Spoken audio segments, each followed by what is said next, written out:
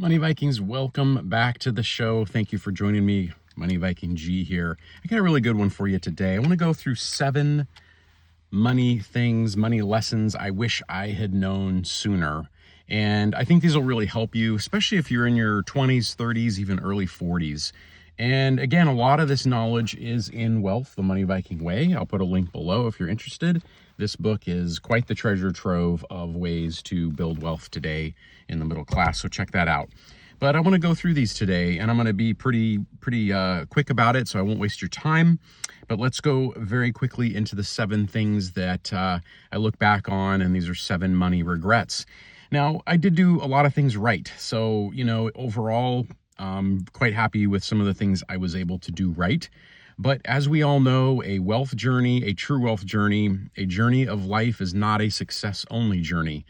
Almost all of us, I would imagine, 99% of us face challenges, setbacks, speed bumps, things that don't go as planned, relationships that don't go as planned, career moves that do or don't go as planned.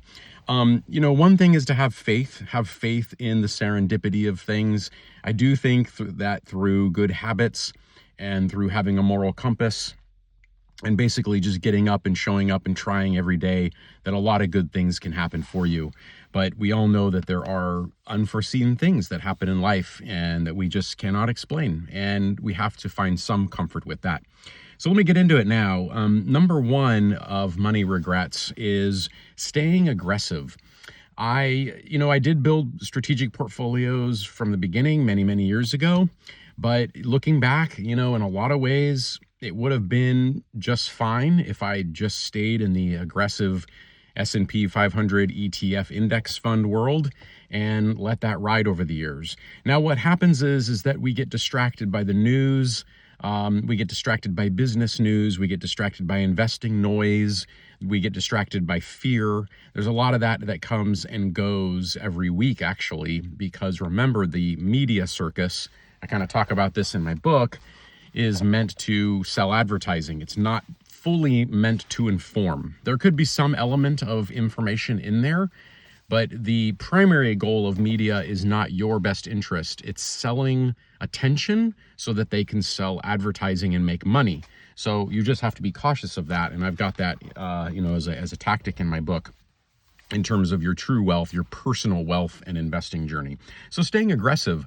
The reality is, and especially now with inflation, savings will not save us. We will not be able to save our way out of this. We have to learn how to become effective investors. Not perfect investors, but effective investors. And so I do wish that earlier on I had just stayed aggressive, let things ride. I've gone through many of the housing crisis downturn, the Great Recession, the beginning of I was starting to invest during the end of the .com thing. There's a little bit of that going on. Many things. But anyway, staying aggressive.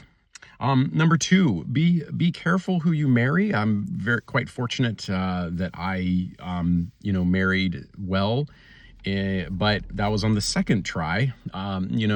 Was not aligned the first time. So when you are going to marry someone, do make sure at the time that you are aligned in some of the big important things. When we're younger, we tend to maybe rush into things, and maybe that's just part of being young and learning. But being careful who you marry is critical. I think marriage is wonderful. I think it's great, but we have to make sure that we are aligned. Don't have to be perfectly aligned, but somewhat aligned in terms of family, children, and finances. Just making sure that you're kind of a congruent fit. There's going to be tension if one person is an extreme saver and the other is an extreme spender. If you're both on a different spectrum and you're more towards the middle of those things, you kind of work together and you find your techniques and your methods. But if there's the two extremes, you may fall in love, but you'll have to find some various tactics to work together. Okay, number 3, I wish I had just always bought quality and been focused on quality. And what do I mean by that? A couple times got into the penny stock thing. those are just penny stocks for a reason. They're not good companies, and they don't really have good prospects. Again, it probably would have been good to just buy a quality S&P 500 index fund that basically has the 500 top quality companies, has the strongest, largest companies, and it's self-cleansing as well. So buying quality, I think, is always been key. Now, I've tended to gravitate towards quality, and that's done very well, but kind of wish I'd always done that. Number 4 of money regrets. Sometimes getting rid of cars too soon. It's very important if you're going to buy cars, especially if you're going to buy new cars, but even certified used cars, is to extend the ownership of that car as long as possible. That drives down your annual cost of that car. We've been kind of brainwashed into thinking that we need to get a new car every 3-4 years. And that's, I think, even sped up lately with the rate of technology going into cars. Now a car that's 5 years old compared to a car bought today does feel a lot older, frankly, because the new cars are just loaded with all kinds of bells and whistles and technology. It's great. I think it's neat stuff, especially the safety stuff. But extending that ownership of a car is really critical. I think the ideal is 10 years at least. If you're going to spend right now, a used car is maybe $35,000, and a new car starts at 50. If you're going to, let's say, spend $40,000 on a car, you want to drive that thing for 10 years so you can get that per year cost to $4,000. Now, that's just the purchase price. There's taxes and fees and, of course, gas and maintenance, unless it's an EV. But there's also electricity charges. So extending a car as long as possible is critical. Developing a plan if you receive a lump sum.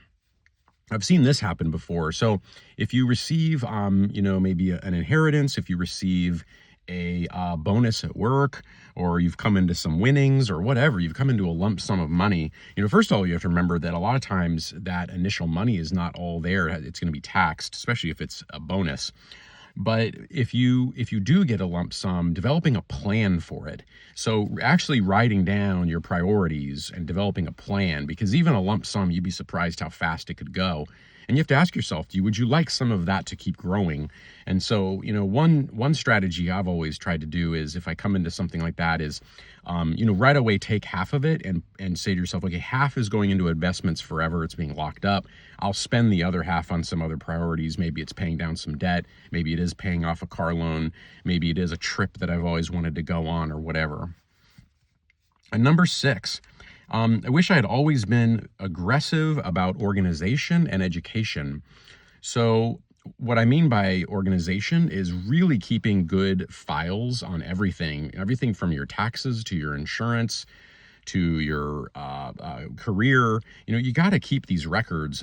You would be surprised at how often, if you're going to go out for some kind of loan, if you're going to buy a new piece of property, you have to come up with a lot of records. You have to come up with a lot of tax documents.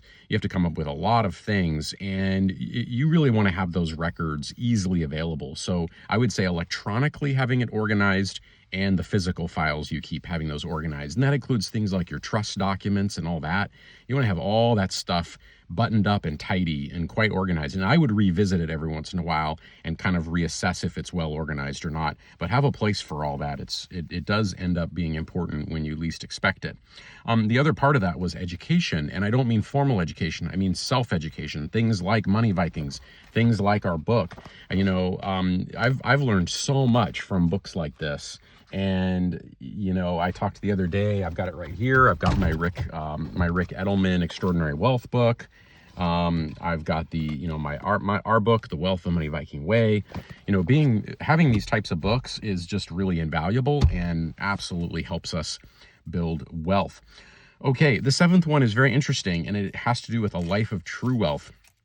Seriously consider spending time throughout your life focusing on gratitude and faith. And, I wish I had always done that, because gratitude and faith do grow your wealth in ways that you would not expect it. Having gratitude is very important, because if you don't have gratitude from a financial perspective, you're constantly chasing the next big thing. You're constantly just always trying to acquire and buy, and you're trying to keep up with the Joneses. having a sense of gratitude is understanding that, you probably, if you're watching this channel, you have access to the internet, you probably have access to clean water, you probably have food every day, you probably have a job. You are right away in an amazing position compared to probably 3/4 of the world. And it can be hard for people to understand that perspective. You're probably a lot wealthier and a lot well off than you think you are, even if you have, let's say, a zero net worth. I mean, if you have a job and you have healthcare access and you have clean water and a hot shower and reliable food and a somewhat safe environment, and you're fully employed. I mean, those things are true wealth things. So focusing on that gratitude is critical. And the last one I'll end with is some faith. I have found it quite valuable being part of a faith-based community, whatever your faith may be. But you're meeting with like-minded people that are trying to support and help people. And of course, I'm talking about a healthy community. I'm not talking about cults. I'm talking about a healthy faith-based community, not one that's taking advantage of you, but one that is actually working together as a collective to be supportive. So I hope those 7 things help you, especially my audience in your 20s and 30s and early 40s, in your true wealth journey, things that I regret, and I'm going to just continue to do better and better. Thanks for watching. Please like and subscribe. Bye.